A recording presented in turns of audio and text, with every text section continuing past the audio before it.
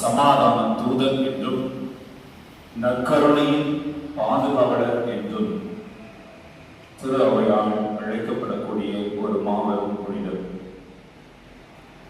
Saint Norbert was a wealthy German nobleman who abandoned a life of luxury after a near fatal lightning strike triggered a radical spiritual conversion.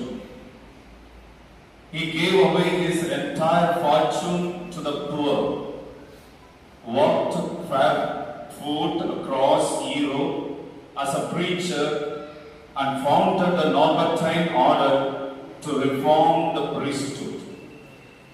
Later serving as an archbishop, he fearlessly defended the church against corrupt politicians and successfully combated heresies. His immense dedication to restoring reverence for the Eucharist earned him the title of Apostle of the Blessed Sacrament. It's a wonderful short story to know.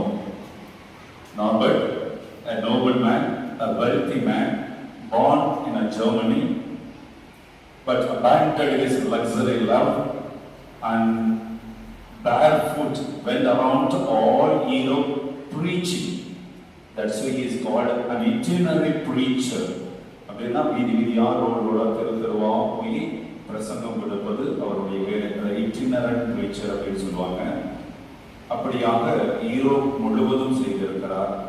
நம் தமிழகத்தில் இயேசு சபையினர் எவ்வாறு ஒரு பெருமிதத்தோடு பெருமையோடு இந்த கல்வி பணி, சமூக பணி, ஆன்மீக பணி எல்லாம் செய்து கொண்டிருக்கிறார்கள் என்று சொன்னால், அதுபோல யூரோப்பில் நார்பர்டைன்ஸ் அந்த ஒரு நிலையில் தான் முக்கியத்துவம் பெற்றிருக்கிறார்கள், செய்து கொண்டிருக்கிறார்கள்.